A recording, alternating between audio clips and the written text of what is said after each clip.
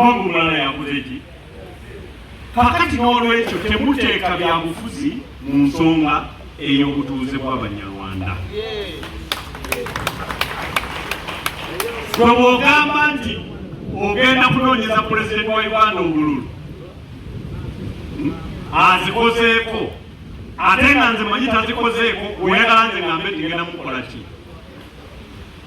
Kati tukambabuulire omuntu yenna bwe yeesimbawo n'akugamba njagala onfuule kansala, gwe mu bwongo bwo naawe weebuuze nti bw'onfuule ki? Saagala nze kwogera byabufuzi naye oli wagamba nti nonda mbeere chairman w'ekyalo kyo. Mu bwongo bwo naawe weebuuze nti gwe bw'onabeera chairman nze onfuule ki? Onfuula atakyalina ttaka ng'olituuze, onfuula alina ku nsiko. N'olwekyo ebintu by'obululu temubiteeka mu nsonga zino, okugjako nga mwagala zigende mu manifesito ez'enjawulo asinga otusuubiza bwe tuba tuwagira.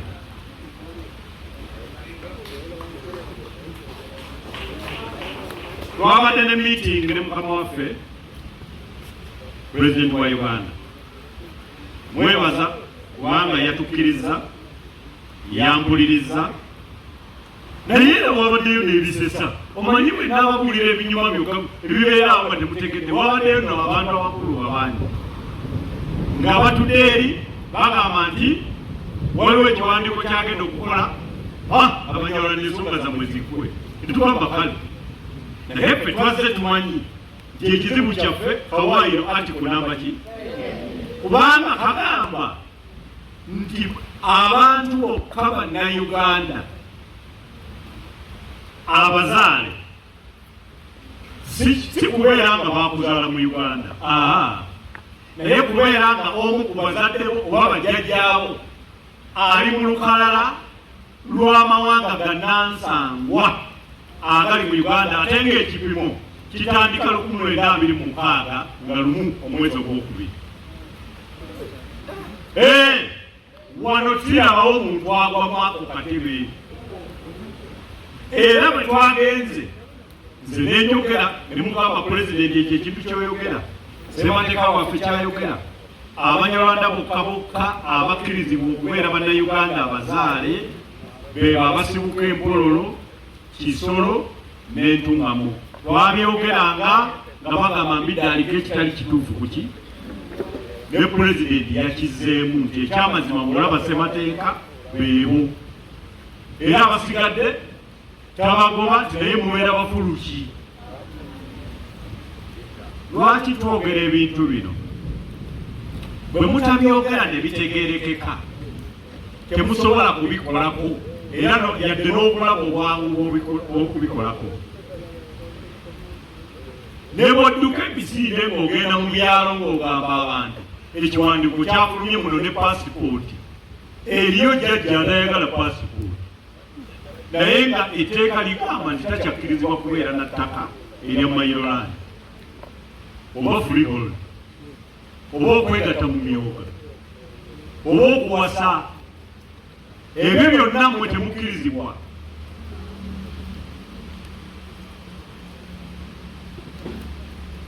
N'olwekyo tetuyinza kukola ebyo nga tulinga abatamanyi kirina kukolebwa. Abasajja buli muntu akimanyi era tetubyogera nga bawulira. Naye ne bw'ofuyisa omusulo n'oguwanika ettonde erisembayo ligwa ku bigere byo.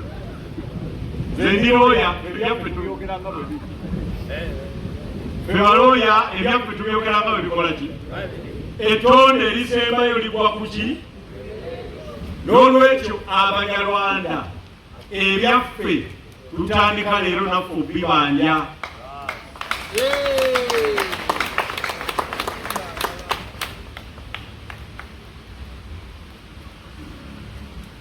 Lwaki oleeta ebyobufuzi mu nsonga zino?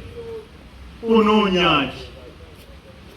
Manyi ffe bajjajja batugamba nti gwe bw'oba oyagala okumera erinnyo eriwanvu ennyo olina okuba omweteefuteefu nti olina omumwa omuwanvu ogunaalibikka. nze nga mmanyi ebyobufuzi nali mbibagambyeko bagambye ntandike mbibagambe wamma kubanga ebyafaayo biraga nti ne bwe mbasanga abantu omutwalo gumu ne mbibanyonnyola nvaawo ng'akendamu olwenda nkatutte. N'olwekyo temututwalayo eyo tetunnaba. Ate nasanyuse Pulezidenti yagambye agenda kuddamu atulabe tumunnyonnyolere ddala, naye namugambye njagala ffekka si bali abateeka ppamba mu matu. Ekiwandiiko ekyafulumye kyabadde kiragira Internal Affairs ne NIRA obutaddamu kutawaanya bannansi abazaale si mmwe. Mwalabyemu ekiwandiiko ekintu kyonna ekiraga nti mmwe. Era twabadde mu meeting, omu n'ayogera n'agamba nti Pulezidenti waliwo n'abantu babawambako endagamuntu zaabwe nga balina gye bava ne baziwamba. Pulezidenti tusaba nabo olagire bazibaddize. Pulezidenti n'abalengeza owa poliisi n'abagamba nti mujja kwogera n'oyo omitandi Kasinje Susan oli bagamba nti genda ku poliisi kitegeeza agusaze, kitegeeza poliisi eri mu kunoonyerezaako. Wakifuna otya, wali ovaawa, wali olagawa. Pulezidenti kyaba asazeewo agamba tonejjeno kiteekemu mu kiwandiiko. Executive order kitegeeza executive instructions. Omanyi abamu bwe bakyogera balaba ng'etteeka nedda.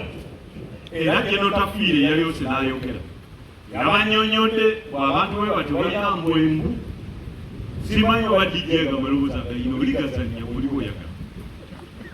Ffe minisita w'eggwanga yeyatunnyonnyodde eriiso ly'omukulu awaddugalabe wakola ki bwe walaba ate mukulu yatugambye mbu lijjo n'abituzannyira naye fe abadde ku CBS twabiwulidde. N'olwekyo Pulezidenti bwe yamaze okwogera ebyo, ekiwandiiko kiri kiraga nti omuntu yenna kati gwe Omunyarwanda nga bajjajjaabo bajja buziri muno, naye okujja tebaava Mbololo, Kisolo n'Antuŋŋamu. Oba mukitegeera kye njogera? Nga baasibuka mu nsi ndala, toli Munnayuganda, era ogenda kusaba obutuuze ng'Omusudaani bw'asaba wano, ng'abaana Abaeritrea bwe bayinza okugusaba kati. Era ojjuza foomu eyo sayidi eno obeera olaga obutuuze buli bw'osudde renounced. Okitegeera? Kati bo n'obuteekako n'ennangamuntu. Kati wano n'olyoka obuno bwa Uganda nga bakuwandiise buwandiise. Naye Pulezidenti n'agamba nti naye bw'oba obufunye obwo etteeka liri terikkiriza, teriraga nti abaana bo bo baba babufunye. Ako kokka n'agamba nti atonejjeno kwoba otereeza nti naturalized citizen y'abannabe balifuuka ba naturalized citizens. Bino ebintu tubisoma kubanga tuli batendeke okubisoma n'okubitaputa. Nabisomera emyaka 4 mu university, n'embisomera emyezi 9 ng'egy'olubuto mu butendeke bwennyini gye bayita Diploma in Legal Practice Law Development Center. Ate n'ensooka ntandika okunoonyezebwako Chief Justice akakiiko ke ne kalyoka kanzikiriza okuteeka omukono mu kiwandiiko oba mu kitabo ekinene kye bayita The Role of Advocates for Uganda. Ne mmaliriza omwaka 2011 n'entambulako emyaka gyange ng'ena, ate era n'enteekebwa mu kigezo n'envulibwa Commissioner for Oath nzikirizibwa okulayiza, n'entambula emyaka ng'ebiri. Awo n'endyoka mpeebwa ekitiibwa ekisembayo mu mateeka ejja Notary Public nsobola okukola ekiwandiiko nga ne mu Amerika kiri mu mateeka. n'olwekyo bwe mba nnyinnyonnyola era lofaamu yange eri Mbidde and Company Advocates, abantu bemuwulira bangi abagamba nti balooye, naye tawuza tayinza na kukola kiwandiiko mu linnya lye kuba terikkirizibwa mu bitabo, teririyo. Abeera mu ŋŋombo, oli akola n'eŋŋombo ye nono n'amuwawo akameeza nti woba otuula. Si bye tuliko. Bino byenkola bwe mbikolere ssente ziba nnyingi nnyo. Ku lwaffe ndi mu bikolera ku bwereere. Twaggulawo olutabaalo luno omwaka oguwedde 2023 mu Desemba nga lumu Erugogo, ne tunnyonnyola ne bagamba nti tuli bakyamu, twagenza okutuuka ewa pulezidenti nga twali batuufu. Mwaka mulamba looya akitegeera, bw'abadde yasooka kuwakana nnyo ng'oyo asirika, akitegeera ng'oyo avaako, akitegeera ng'oyo ankubira, muli batuufu naye ebintu byammwe nga bizibu, mwe mulowooza omusajja anaabikola. Gwani agambye nti ffe twagala byangu byokka, gwolowooza ekireeterengo okutambula ng'ensooba buba butiitiizi. Mwe mulowooza ffe tuli batiitiizi.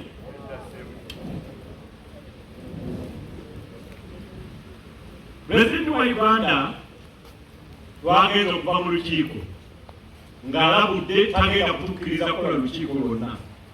Twali omukisa guno okubabuulira nti ate twagenza okutambulamu awo ennaku zino bwe twogerera, kati ate yatukkiriza.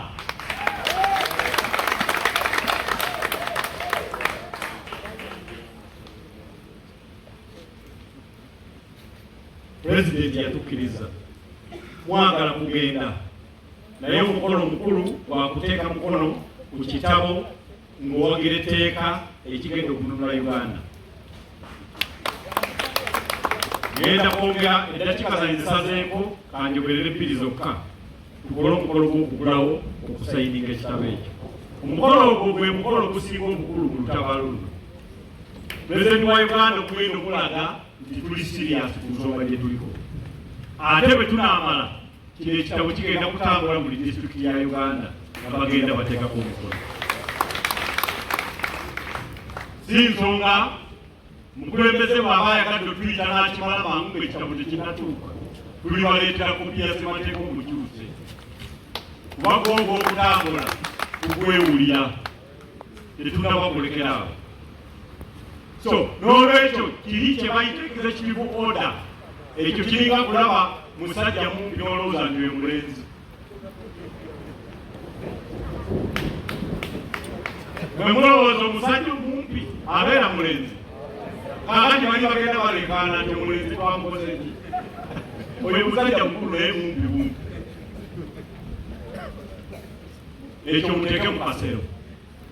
Nawulidde batandise okubagoba, waliwo gye babagobye kyalo ekimu eyo Ngoma oba bakiyita Kanyogoga, babagobye baliku Kinyogoga. Temubakuba naye mujeewo olujja ku ttebe bagenda kutuula. Wanga kitabo wange ffe tetuli mu bintu bya kunoonya ebyobululu ebyaki, si bye tulimu.